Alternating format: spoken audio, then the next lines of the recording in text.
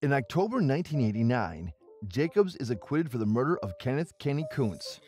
On July 5th, Kenneth discovers his entire family brutally murdered in their home. The police struggle to find the killer, leaving the tight-knit community of Byrne, Wisconsin in shock. With a population of only 562 people, Byrne is a peaceful town with spacious properties and recreational facilities, attracting families like the Kunz family. The Kunz family included 70-year-old Helen Kunz, her sons 55-year-old Kenneth and 30-year-old Randy Kunz, and Helen's siblings 78-year-old Clarence Kunz, 81-year-old Irene Kunz, and 72-year-old Mary Kunz. They were known for being extremely close, even considered too close by some. They lived in a rundown gray house on a 108-acre plot of land near Byrne Town Center. Despite their home's appearance, they were relatively wealthy, with over $20,000 in cash hidden around the house. The Kunz family was seen as odd, paying bills in cash and keeping to themselves. They mostly wore hand-me-down clothes and were particularly close-knit. Kenneth and Randy would often drive their mother into town for errands. The community viewed the Kunz family as strangers, finding them eccentric and bizarre. However, their anonymity was shattered on a breezy July 4th evening.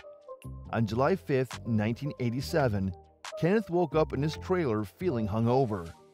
After a night at the cheese factory and celebrating with friends, he regretted the extra beers. As he made his way to the main house, expecting to find his mother and other relatives, he discovered a horrifying scene. Aunt Marie lay lifeless on the floor, having been shot in the head with a .22 caliber gun. Kenneth wandered through his home in a daze, hoping the nightmare would end. In the kitchen, he found his brother Randy's lifeless body, shot and left in a pool of blood. Kenneth tried to resuscitate him, but it was too late. Fearful and uncertain, Kenneth searched the other rooms, discovering his siblings Clarence and Irene dead as well. It was clear that they had been ambushed, leaving no chance to react or escape. Filled with panic, Kenneth fled to a neighbor's house and pleaded to use their phone. Eventually, he reached the authorities and the police arrived at the Kunz farm. Kenneth, the sole survivor, was the first person to be interviewed by the Marathon County Sheriff's Office. During the initial interviews, Kenneth mentioned that his mother, Helen Kunz, was missing. Investigators considered her a potential suspect due to the lack of established motives. They stated that Helen's status as a victim or a suspect would be determined once she was found.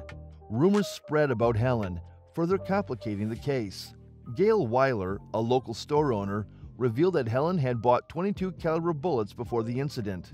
Gail also mentioned Helen's complaints about the family watching explicit movies together. Obscene material was found in the Kunz home, and rumors of incest within the family surfaced, fueled by a 1930s case file documenting assault allegations against Helen's neighbor. Despite the town's speculation and the oddities surrounding the Kunz family, the community rallied behind Kenneth. They mourned the loss of their neighbors and launched appeals for information about Helen's whereabouts. Helen was last seen at a fireworks display on July 4, 1987.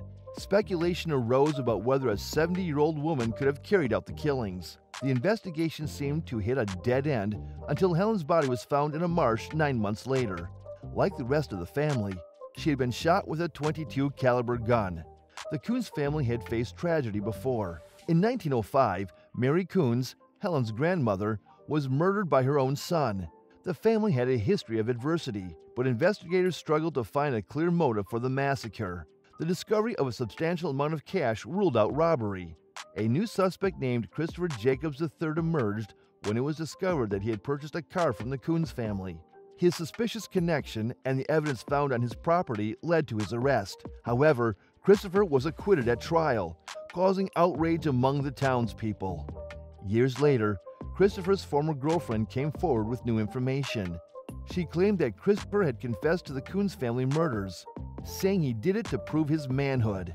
Based on her credible testimony, Christopher was arrested again and charged with the kidnapping and murder of Helen. Christopher's second trial resulted in a guilty verdict, and he was sentenced to 31 years in prison. After his release on parole in 2020, he voluntarily returned to jail, claiming that the police had coerced his girlfriend into fabricating the confession.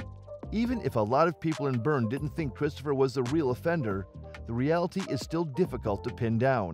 The slaughter that took place within the Kunz family continues to haunt the area, leaving behind questions and rumors that have yet to be answered. The narrative has been passed down through the generations, and now it is told as a spooky urban myth that circulates throughout the town. It serves as a cautionary tale that evil may lurk even in the safest of environments. As more time passes, the tragic story morphs into an everlasting unsolved mystery, casting a shadow over Byrne in the process. It is unknown who the actual offender was or what drove them to commit the crime.